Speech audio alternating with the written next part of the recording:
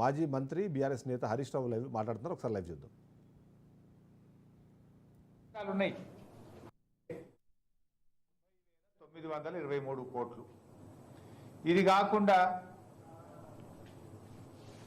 మరో 15,000 కోట్లు మార్చిలో ఈ రాష్ట్ర ప్రభుత్వం తీసుకున్నప్పుడు కూడా ఉన్నదట్లా. అది కూడా కలిపితే 1,06,041 కోట్లు.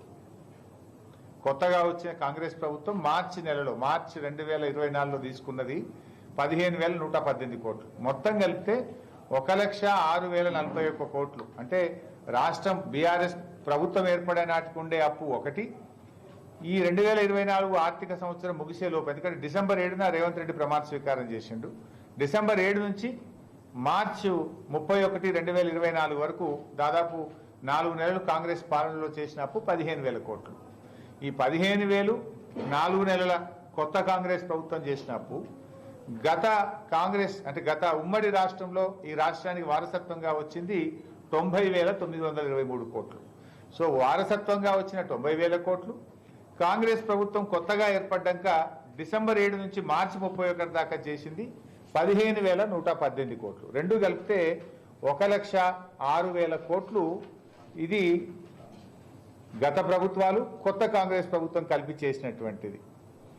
ఈరోజు టోటల్ అవుట్ స్టాండింగ్ ఎంత ఉంది మన రాష్ట్రంది?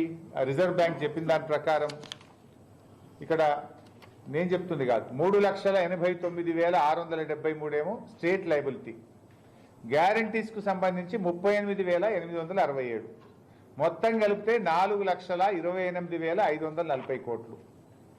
సో ఈ 4,28,504 నుంచి 1,06,000 తీసేస్తే నెట్ 10 ఏళ్ల బీఆర్ఎస్ హయాంలో జరిగిన అప్పెంత?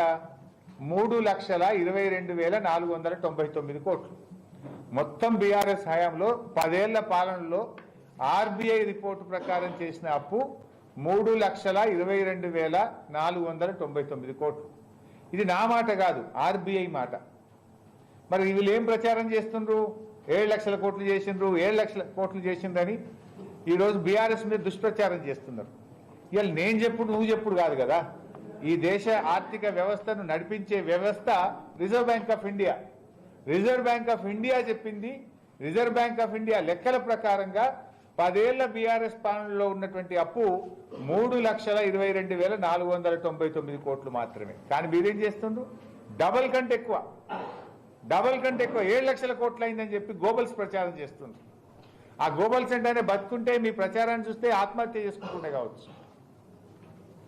ఇప్పటికైనా ఇలాంటి విష ప్రచారం చేయడం మానుకోవాలని కాంగ్రెస్ ముఖ్యమంత్రిని, మంత్రుల్ని మేము హెచ్చరిస్తా ఉన్నాం. ఎందుకంటే మీ 6 గ్యారెంటీలు అమలు చేయచేతగాక అడ్డగోలు హామీలిచ్చి ప్రజలకు బాండ్ పేపర్ల మీద నమ్మించి దేవుళ్ళ మీద ఒట్లు పెట్టి అధికారంలోకి వచ్చి ఇలా ప్రజల్ని మోసం చేస్తున్నారు. సో తమ గ్యారెంటీలు ఎగబెట్టడానికో తమ వైఫల్యాల్ని కప్పుపుచ్చుకోవడానికో లేని అప్పులను ఉన్నట్టుగా దుష్ప్రచారానికి మీరు పాల్పడతా ఉన్నారు. ఆ 3,22,499 కోట్లలో కూడా 2 సంవత్సరాలు కరోనా సంవత్సరాలు ఉన్నాయి. కరోనా వచ్చి లాక్డౌన్ అయిపోయి ప్రభుత్వ ఆదాయాలు పూర్తిగా దెబ్బతిన్నటువంటి పరిస్థితుల్లో కేంద్రం అధికంగా అప్పులు తీసుకోమని రాష్ట్రాలకు అనుమతించింది. ఉదయ్ స్కీమ్ ద్వారా కేంద్ర ప్రభుత్వం డిస్కాంల అప్పులను రాష్ట్ర ప్రభుత్వం మీద నెట్టింది. అవి కూడా ఇలా కలుపుకొని ఉన్నాయి. అన్ని కలిపితే 3,22,000. కానీ మీరు చేసే దుష్ప్రచారం 7 లక్షల కోట్లు. ఇప్పటికైనా కాంగ్రెస్ నాయకులు ఈ అబద్ధాలను, గోబల్స్ ప్రచారాన్ని మానుకోవాలి. మానుకోకపోతే మాత్రం ప్రజలే మిమ్మల్ని నిలదీస్తారు. మీ గ్యారెంటీలు అమలు చేసే చేతగాక ఇలాంటి తప్పుడు మాటలు, తప్పుడు కూతలు కూస్తున్నారు కాంగ్రెస్ పార్టీ నాయకులు. అయినా కేసీఆర్ గారు మీరు చూస్తే ఆయన సంపద పెంచిండు, పేదలకు పంచిండు, రాష్ట్ర ఆదాయాన్ని పెంచిండు, అద్భుతంగా రాష్ట్రాన్ని అభివృద్ధి పథంలో నడిపాడు. ఈ విషయాలు మేం చెప్తలేం, అవి కూడా ఆర్బీఐ నివేదికలో ఉన్నాయి. తెలంగాణ రాకముందు రాష్ట్ర పరిస్థితి ఎట్లా ఉంది, ఇప్పుడు ఎట్లా ఉంది అనేటువంటిది కళ్ళకు కట్టేటట్టుగా ఆర్బీఐ వివరించింది. ఉదాహరణ చూస్తే జిఎస్డిపి 2013-14లో 4,30,000 కోట్లున్న జిఎస్డిపి మా ప్రభుత్వం దిగిపోయే నాటికి 15 లక్షల కోట్లకు పెరిగింది. అంటే 4,30,000 ఎక్కడ, 15 లక్షల కోట్లు ఎక్కడ? అంటే 249% జిఎస్డిపి పెరుగుదల సాధించింది బీఆర్ఎస్ ప్రభుత్వం. తలసరి ఆదాయం 2014-15లో 1,03,889 ఉంటే 2023-24 నాటికి 3,56,564 రూపాయలకు తలసరి ఆదాయం పెరిగింది. అంటే తలసరి ఆదాయంలో మా 10 ఏళ్ల బీఆర్ఎస్ పాలనలో 243% వృద్ధి రేటును మేము సాధించాం. 243% గ్రోత్ రేట్. క్యాపిటల్ ఎక్స్పెండిచర్ 2014-15లో 11,583 కోట్లుంటే 2023-24 నాటికి 78,611 కోట్ల క్యాపిటల్ ఎక్స్పెండిచరు చేయడం జరిగింది. అంటే భవిష్యత్తు కోసం కట్టినటువంటి ఇన్ఫ్రాస్ట్రక్చర్ ఎక్స్పెండిచర్. ఇందులో 578% పెరుగుదల. క్యాపిటల్ ఎక్స్పెండిచర్లో 578% గ్రోత్ రేట్ మేము సాధించాం. స్థాపిత విద్యుత్ సామర్థ్యం రాష్ట్రం వచ్చినాడు 9,470 మెగావాట్లుంటే బీఆర్ఎస్ ప్రభుత్వం దిగిపోయే నాటికి 19,519 మెగావాట్లు, అంటే 106% వృద్ధి రేటు సాధించాం. అంటే మీరు 66 ఏళ్లలో ఎంత సాధించిందో 10 ఏళ్లలో మేము అంతకంటే ఎక్కువ విద్యుత్ స్థాపిత సామర్థ్యాన్ని మేము పెంచాం. తలసరి విద్యుత్ వినియోగం 1,151 యూనిట్లున్న తలసరి విద్యుత్ వినియోగం 10 ఏళ్లలో 2,398 యూనిట్లకు పెంచాం. అంటే 108% గ్రోత్ రేట్ వచ్చింది.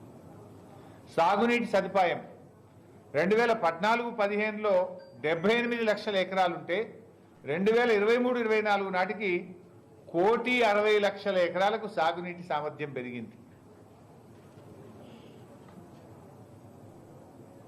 82 లక్షల ఎకరాల కొత్త ఆయకట్టును మా ప్రభుత్వం సాధించింది. స్థిరీకరణ కావచ్చు, కొత్త ఆయకట్టు, మొత్తంగా 78 లక్షల నుంచి 1,60,00,000 ఎకరాలకు ఆయకట్టు పెరిగింది.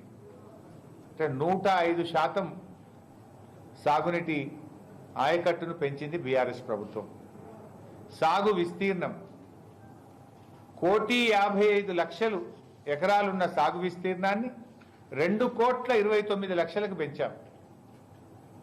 10 ఏళ్ల పాలనలో 2,29,00,000కు సాగు విస్తీర్ణం పెరిగింది. ఇది 47% వృద్ధి రేటు. ధాన్యం ఉత్పత్తి 2013-14లో 91 లక్షల మెట్రిక్ టన్నులుంటే 2023-24 నాటికి అది 2 కోట్ల మెట్రిక్ టన్నులకు పెరిగింది. 119% ధాన్యం ఉత్పత్తి పెరిగిందని రిజర్వ్ బ్యాంక్ ఆఫ్ ఇండియా చెప్పింది, నేను చెప్పట్లేదు. ఇట్లా నిరుద్యోగంలో కూడా 94% నుంచి 73% తగ్గింది. వైద్యంపై ప్రభుత్వ ఖర్చు 2,650 కోట్ల నుంచి 7,303 కోట్లకు పెంచాం. అంటే 175% పేదల వైద్యం మీద బీఆర్ఎస్ ప్రభుత్వం ఎక్కువ ఖర్చు పెట్టింది. అదేవిధంగా మెటర్నల్ మోర్టాలిటీ రేట్ అప్పుడు చాలా ఎక్కువ ఉండే. ప్రతి 1,00,000 మందికి 35 మంది చనిపోయేవాళ్ళు నవజాత శిశువులు. దాన్ని 21కి తగ్గించాం, న్యూ బార్న్ బేబీస్. మాంసం ఉత్పత్తి 2014-15లో 5 లక్షల టన్నులుంటే 2022-23కు 10 లక్షల టన్నులు, డబుల్ అయింది. 10 లక్షల టన్ను డబుల్ చేసినాం 10 ఏళ్లలో. అంటే 66 ఏళ్లలో మీరు ఎంత చేసినరో 10 ఏళ్లలో అంతకు డబుల్ చేసి చూపించింది కేసీఆర్ పాలన. రోడ్ల పొడవు 2014-15లో 92,000 కిలోమీటర్లుంటే 2023-24 నాటికి 1,40,000 కిలోమీటర్లకు పెరిగింది. అంటే 52% రోడ్ల సౌకర్యం పెరిగింది. కొత్త రోడ్లు వేశాం. ఫారెస్ట్ అటవీ విస్తీర్ణం 2014-15లో 80,000 హెక్టార్లుంటే 2022-23 నాటికి 2 లక్షల